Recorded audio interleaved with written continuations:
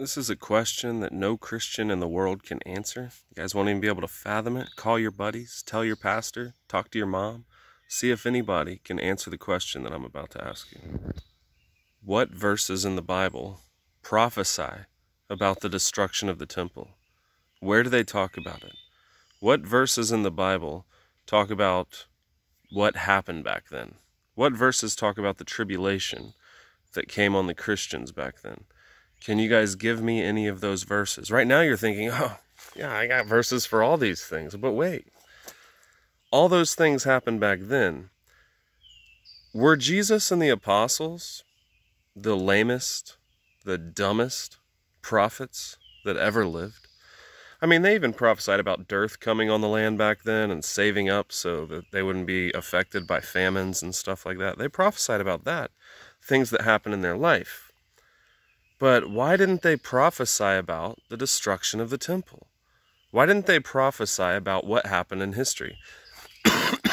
This is what happened in history. I'm not making this up. This is history.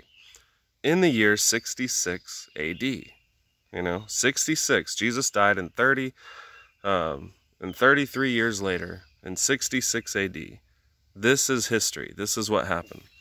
The Roman armies came to Jerusalem, and they compassed the city round. They kept them in on every side. The temple was left desolate. The believers fled into the wilderness. And in 64, before this, a fire burnt Rome to the ground. And Nero blamed it on the Christians. And he went out hunting the Christians, kicking in doors. If anybody knew a Christian, they had to give them up. They had to say, oh, here, my aunt's a Christian, my uncle's a Christian, my cousin's a Christian. They had to give them up or else they would be killed too. Christians had fetters tied to their feet. They were cast into the sea and drowned. They had fresh, dead, bloody animal skins put on them, and they were fed to dogs in the Colosseum for sport. They were burned alive in Nero's courtyard. Nero said they made great candlelight. He would have dinner parties, drinking wine, burning Christians. Like, why did they never prophesy about all this? The believers fled into the wilderness. The armies came, the Gentile armies came. They trampled Jerusalem underfoot for 42 months, until 70 AD. Their temple was left desolate. Not one stone in the temple stood upon another in that generation. And the Jews fell by the edge of the sword and were led away captive into all nations. The day the temple was destroyed, over 1 million Jews died. They built a wall around them, and the blood was so high that it came out of the wall like a wine press and quenched the fires in Israel. This stuff actually happened back then. Now, here's my point. And no Christian that you know, not you, not your aunt, not your uncle, not your preacher family, not your grandpa who's been studying the Bible forever, can even fathom this question. You guys think that a temple has to be built today. Well, Jesus said, he pointed at that temple. He said, not one stone in that temple would stand upon another.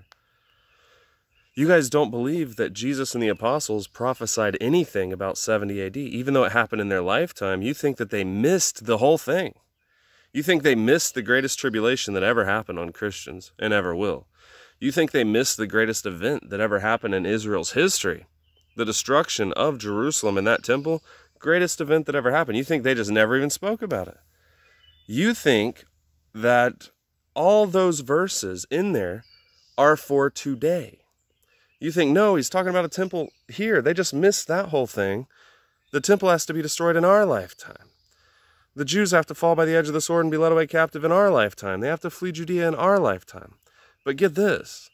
Jesus said this generation will not pass until all these things are fulfilled. What did Jesus prophesy about? Everything I just said. The Roman armies came. They trampled the city underfoot. They built a wall around them, kept them in on every side, laid them even with the ground and their children within them. Behold, their house was left unto them desolate. The believers fled into the wilderness and were never heard from again. Why do you guys think that nothing in the Bible prophesies about this? Now, if Jesus and the apostles missed all of that, and it's for our day today, then, or let's say that they did prophesy about that back then, actually. If they did prophesy about those things, then what is for today? Because all of that already happened. See, Jesus told them, he walked up to that city and he wept, not a future city. Jesus was making his way to Jerusalem to be crucified. And as he was going, they said, "Get out of here, Herod will kill you." And he said, "You go tell that fox that I do cures today and tomorrow, and on the third day I'll be perfected. For it cannot be that a prophet dies outside of Jerusalem. I can't die. Herod can't kill me yet. I'm not in Jerusalem. I got to make it to Jerusalem first, because prophets can't die outside of Jerusalem." Then he says, "O Jerusalem, Jerusalem, thou that kills the prophets, and stones them that are sent unto thee.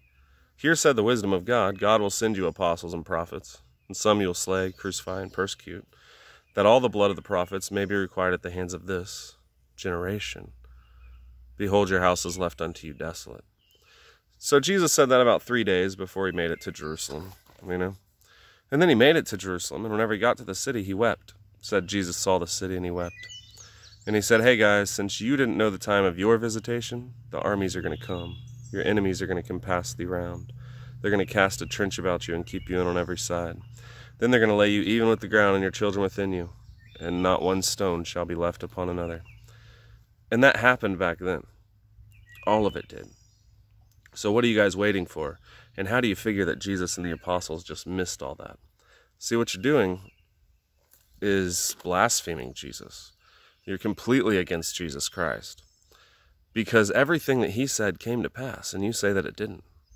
You say that they missed that. Even though it happened in their lifetime, you say that they missed getting burned for candlelight. They never even brought up that tribulation. No. Tribulation's for today, not back then. They just missed that whole thing.